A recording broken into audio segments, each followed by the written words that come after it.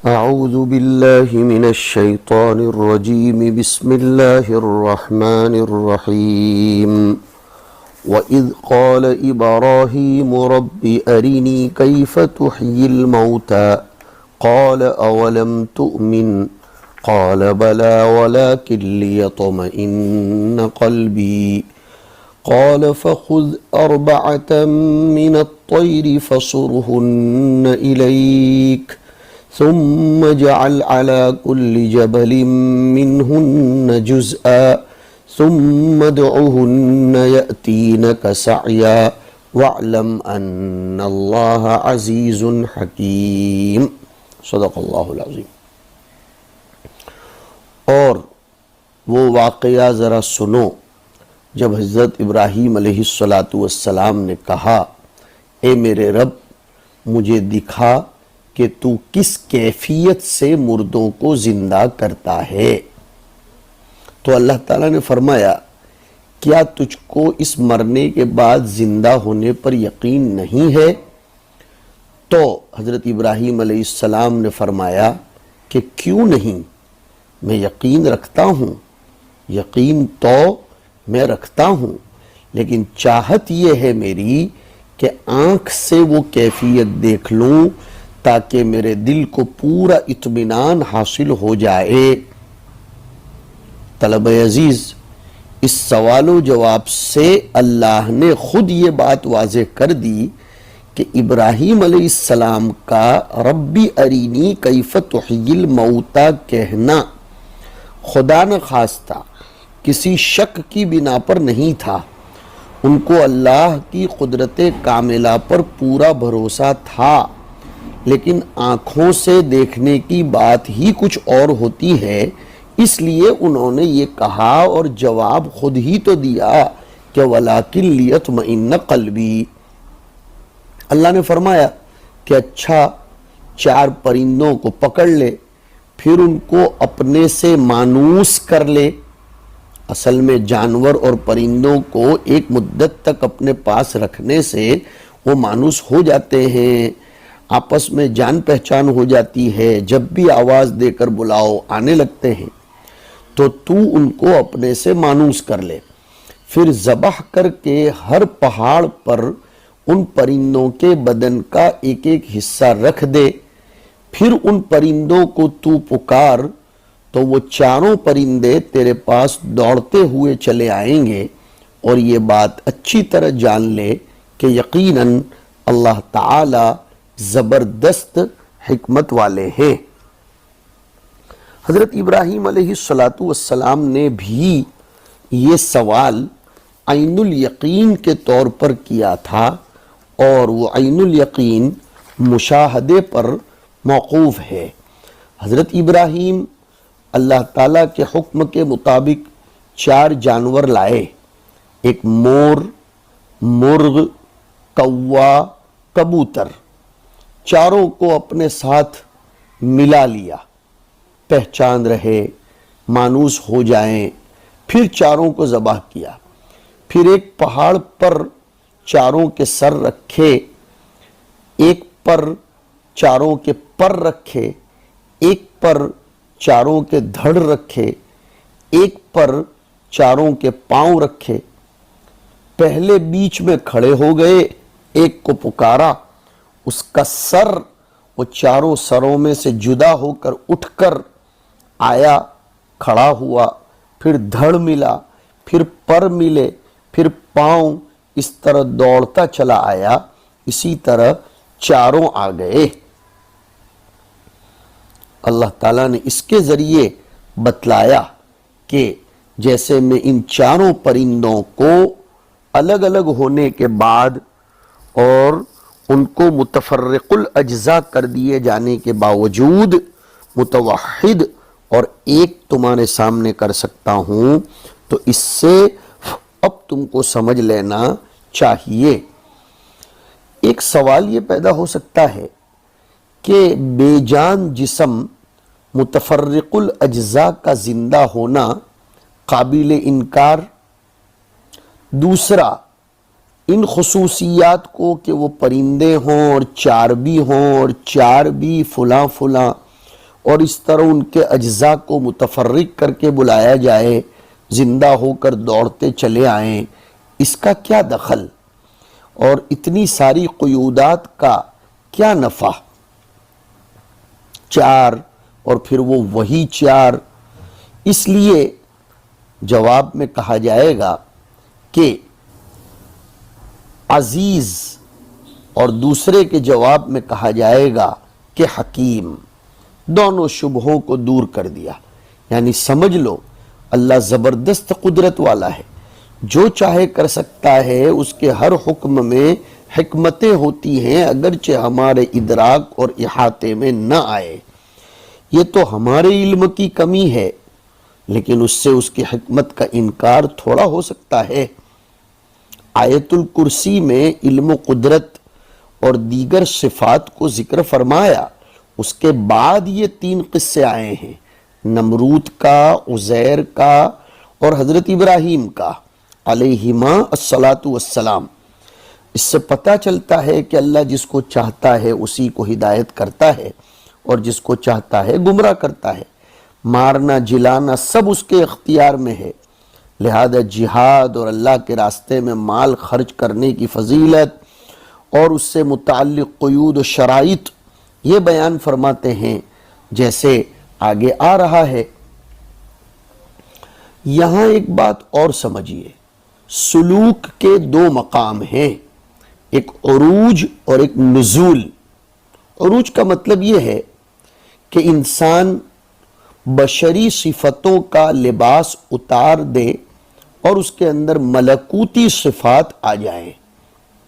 حضور جب خود خوب روزے رکھتے تھے اور صحابہ کو روزے رکھنے کی ممانعت، مسلسل روزے رکھنے کی فرماتے تھے، تو حضور نے یہی فرمایا تھا کہ میں تمہاری اس ظاہری بشری حیت پر نہیں ہوں. یطعمونی ربی ویسقینی، یہ مقام عروج ہے. اس کو سیر حیات، سیر اللہ، سیر فی اللہ کہتے ہیں.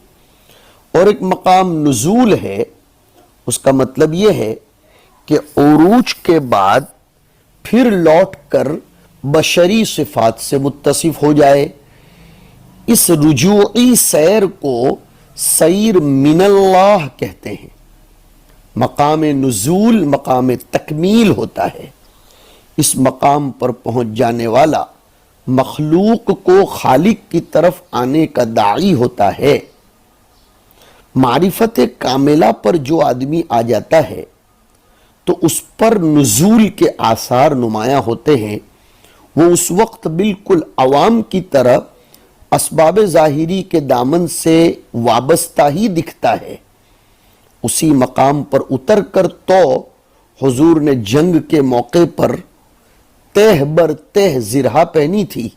جو زرہ پہنی تھی وہ مقام نزول پر آ کر پہنی تھی، اور اپنے جسم کی حفاظت کے لیے لوہے کی زرہ استعمال فرمائی تھی، خندق کھدوائی تھی. اسی مقام پر عارف کامل اپنے یقین کی زیادتی اور قلبی سکون حاصل کرنے کے لیے استدلال قطعی کو مانگتا ہے. حضرت ابراہیم کا قصہ اسی کے اعتبار سے سمجھ لو. پھر یہ جو 4 پرندے تھے، سبز بطخ، کالا کوا، سفید کبوتر اور سرخ مرغ، 4 پرندے لینے کا حکم اس لیے آیا کہ انسان اور دوسرے تمام حیوان 4 اخلاق سے بنے ہیں، اسی لیے تو انہیں مزاج کہا جاتا ہے، مزج. 4 اخلاق 4 عناصر سے پیدا ہوتے ہیں. سرخ مرغ خون کی تعبیر اور اس کی طرف اشارہ ہے. سفید کبوتر بلغم کی تعبیر ہے. سیاہ کوا سوداء کو بتا رہا ہے، اور سبز بطخ صفراء کو. ان جانوروں کو مرنے کے بعد زندہ کرنا دلیل ہے کہ انسانی اجزاء بھی مرنے کے بعد زندہ ہوتے ہیں. نیز ان جانوروں کے خصوصی اوصاف کو فنا کیے بغیر نفس انسانی کو حیات ابدیہ نہیں مل سکتی۔ ظاہری سجاوٹ اور خواہشات یہ مور کی خصوصیت ہے، رعب داب اور حملہ کرنا یہ مرغ میں مشہور ہے، کمینہ پن اور لمبی لمبی امیدیں یہ کوے کی صفت ہے۔ جی ہاں، اس لیے اشارہ اس بات کی طرف ہے کہ دیکھو، احیاء نفس حیات ابدیہ کے ذریعے کرنا ہو تو حب شہوات و زخرفات کو مارو جو مور کی صفت ہے، اور حملہ کرنے کی صفت کو بھی مارو جو مرغ میں پائی جاتی ہے۔ خست نفس اور بعد عمل کو ختم کرو، بعد عمل حمزہ سے یعنی لمبی لمبی امیدیں جو غراب کی صفت ہے، اور ترفع اس کو ختم کرو جو کبوتر کی صفت ہے۔ اسی طرح علماء نے لکھا ہے کہ ان چار پرندوں کو اختیار کرنے کی حکمت یہ ہے کہ انہیں انسان کے ساتھ تشبیہ دی گئی۔ طاؤس اور مور میں خیلاء و عجب ہوتا ہے، اور گدھ میں شہوت عقل و شرب ہوتی ہے، غراب میں حرص ہوتی ہے، اور دیک میں شہوت نکاح ہوتی ہے، اور یہ چاروں خصلتیں انسان میں بھی ہیں۔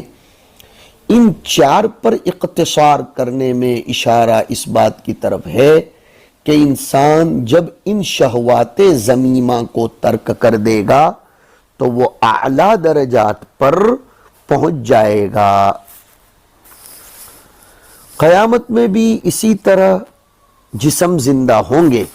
حضرت ابراہیم علیہ السلام نے جیسا کیا، ان کو پکارا تو فوراً ہڈی سے ہڈی، پر سے پر، خون سے خون، گوشت سے گوشت ملا، اور سب اپنی اصلی حیات پر زندہ ہو کر دوڑتے ہوئے ابراہیم علیہ السلام کے پاس آئے۔ ایسا ہی قیامت کے دن بھی ہوگا۔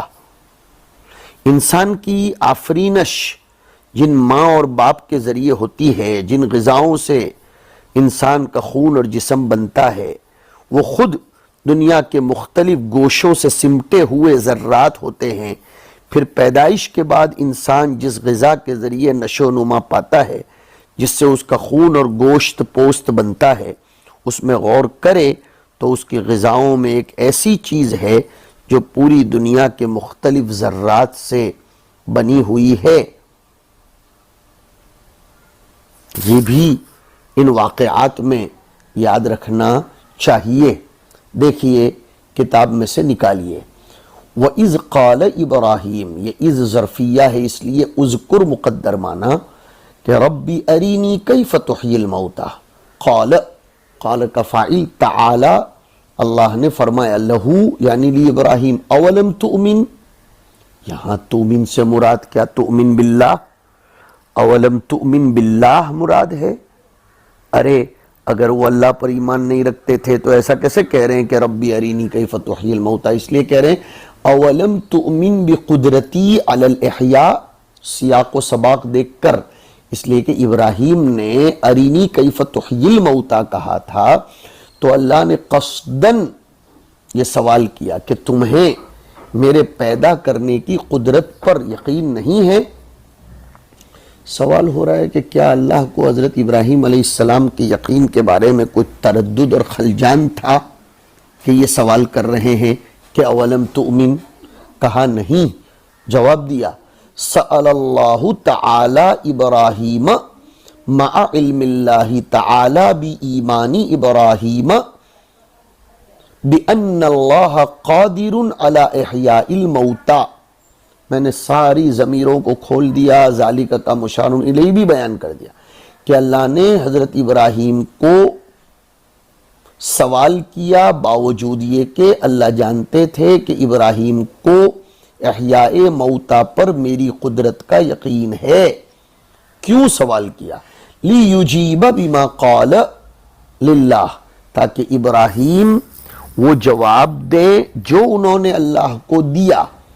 فَيَعْلَمَ السَّامِعُونَ غَرَضَ سُؤَالِ إِبْرَاهِيمَ، تاکہ قیامت تک آنے والے لوگ حضرت ابراہیم علیہ الصلاۃ والسلام کے سوال کی غرض سمجھ لیں، اس لیے کہ اگر اللہ خود ان کے سوال کی غرض کو بیان کرتا تو لوگوں کو اتنا اطمینان نہ ہوتا جتنا خود ابراہیم اپنا منشأ و مقصد سوال اپنی زبان سے واضح کر رہے ہیں۔ اس لیے کہ متکلم کا منشا خود متکلم واضح کرے تو اس کے کلام میں پیدا کیے جانے والے شکوک و شبہات، التباسات و تلبیسات کی گنجائش نہیں رہتی۔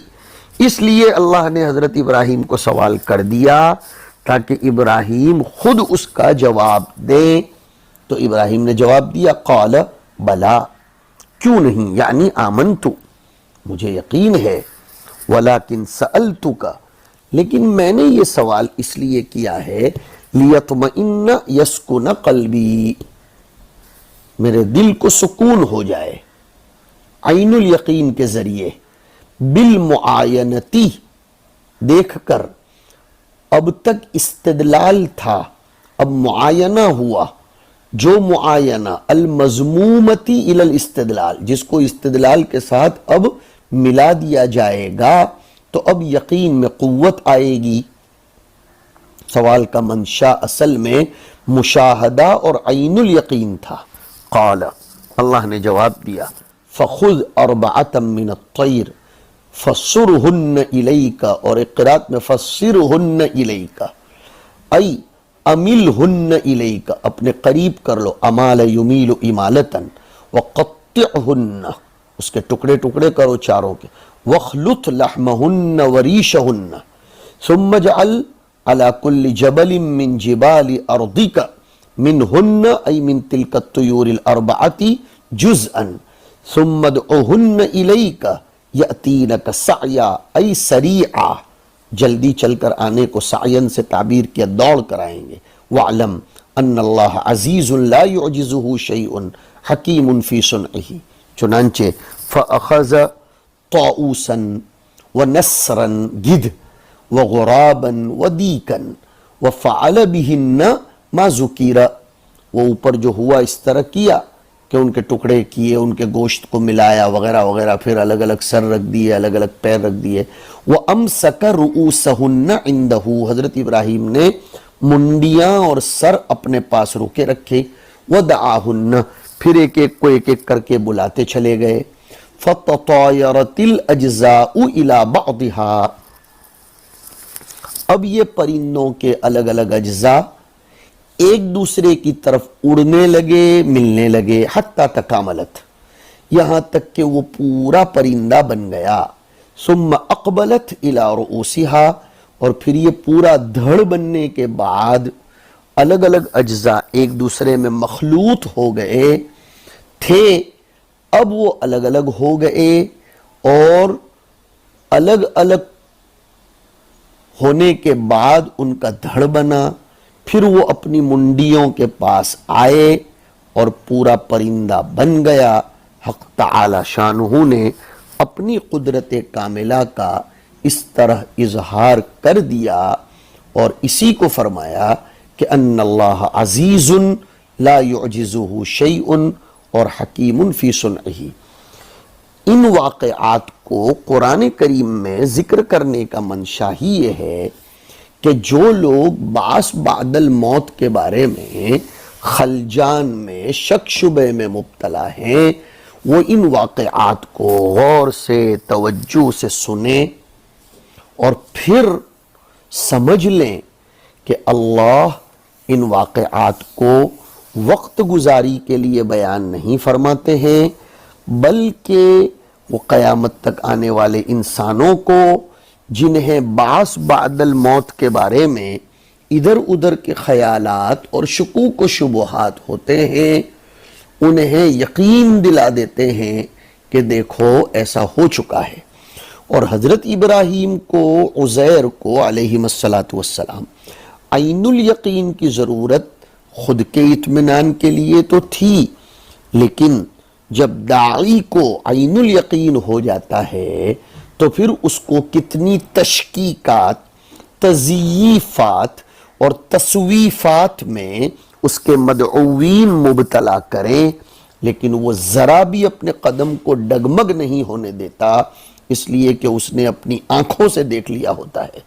استدلال کی حد تک ہو تو کبھی انسان خود بھی ڈگمگ ہو جاتا ہے، لیکن جب اس استدلال سے معاینہ مضموم ہو جائے، مل جائے، تو پھر وہ عین الیقین ہو جاتا ہے، اس کو کوئی ڈگمگ نہیں کر سکتا۔ صلی اللہ علی النبی الکریم۔